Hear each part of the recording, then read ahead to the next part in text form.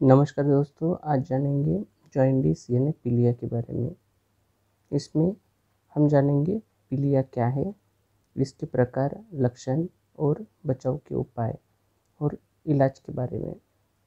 पीलिया एक बीमारी है जो शरीर में बिलिरुबिन की मात्रा अधिक होने के कारण होती है। बिलिरुबिन का निर्माण शरीर के ऊतकों और खून में होता है।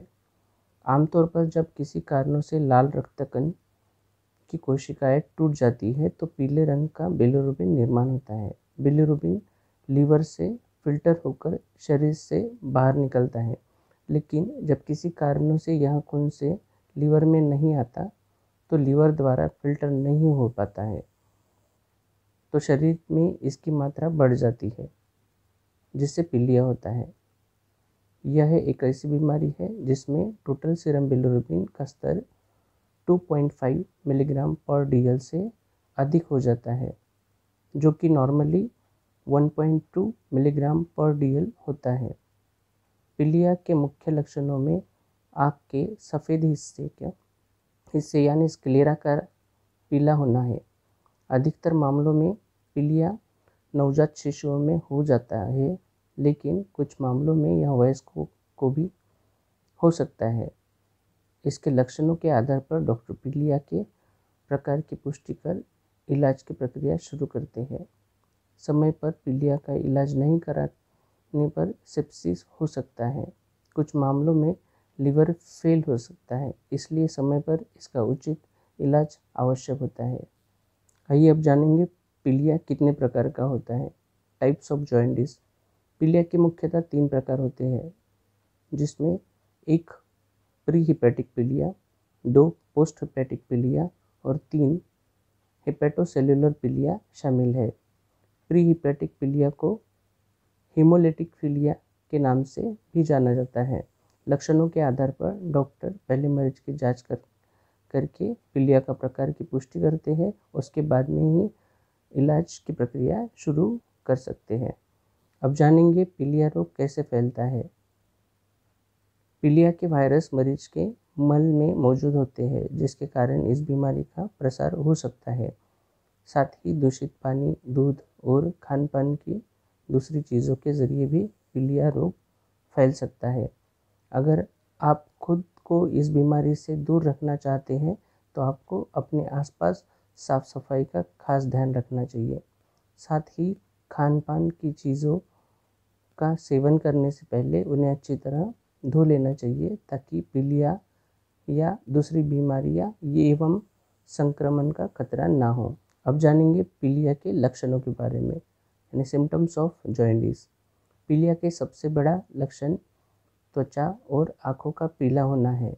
इसके अलावा पीलिया होने पर आप खुद में निम्न लक्षणों का अनुभव कर सकते हैं, जैसे कि बुखार होना, थकान होना, वजन घटना, कमजोरी होना, भूख ना लगना, पेट में दर्द होना, सिर में दर्द होना, शरीर में जलन होना, हल्के रंग का मल होना, कब्ज की शिकायत होना, पेशाब का रंग गहरा होना और कुछ मामलों में खुजली और उल्टी भी होना शुरू हो जाता है।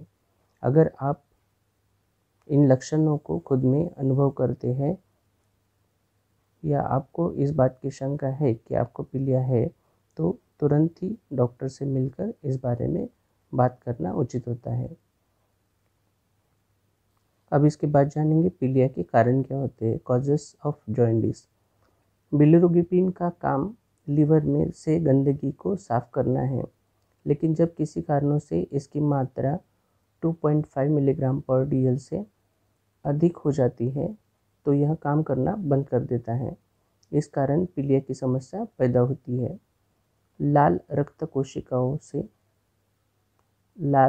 कोशिकाओं के जल्दी टूटने के कारण बिलिरुबिन की मात्रा बढ़ जाती है, जिसकी वजह से प्रीहिपैटिक पीलिया होता है। इसके दूसरे भी कारण हो सकते हैं, जिसमें मुख्य रूप से शामिल है malaria, thalassemia, Gilbert syndrome, sickle cell रोग, अन्य आनुवंशिक कारण। जब लीवर की कोशिकाओं को नुकसान पहुंचता है या लीवर में कोई संक्रमण फैल जाता है तो हिपेटोसेल्युलर पीलिया होता है। यह मुख्य तौर पर शराब का सेवन करने से, अधिक तैलीय और मसालेदार चीज़ों का सेवन करने से और शरीर में कब्ज होने के कारण होता है।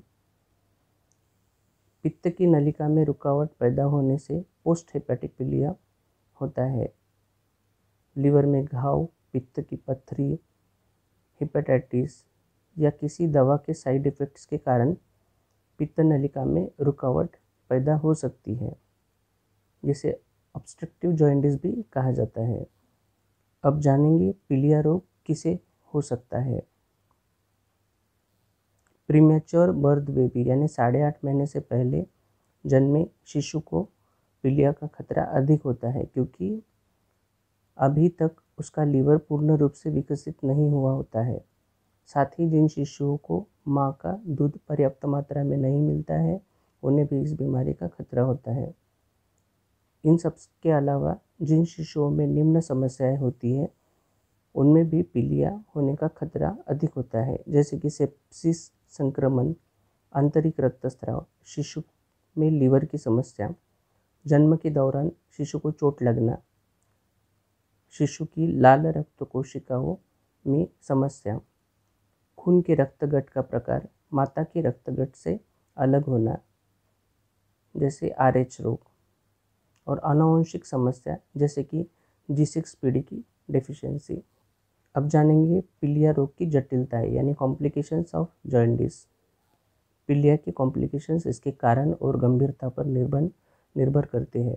पीलिया की संभावित कॉम्प्लिकेशंस में कुछ घटक शामिल हो सकते हैं, जैसे कि anaemia, bleeding, infection, chronic hepatitis, hepatic encephalopathy और कुछ मामलों में लीवर का फेल हो जाना।